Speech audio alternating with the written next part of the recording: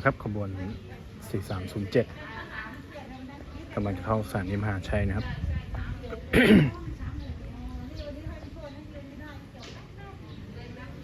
เมื่อสักครู่นี้ได้ยินบีเจ้า TSN 1102 นะครับ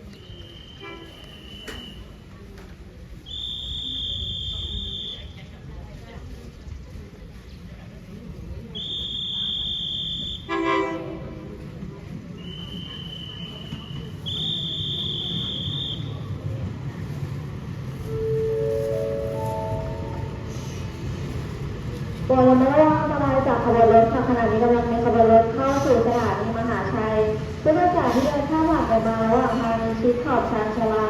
โปรดระวังอันตรายจากขบวนรถค่ะโปรดทราบค่ะที่นี่สถานีมหาชัยก่อนผู้โดยสารลงจากขบวนรถโปรดตรวจสอบสิ่งของสัมภาระของท่านที่นำติดตัวมา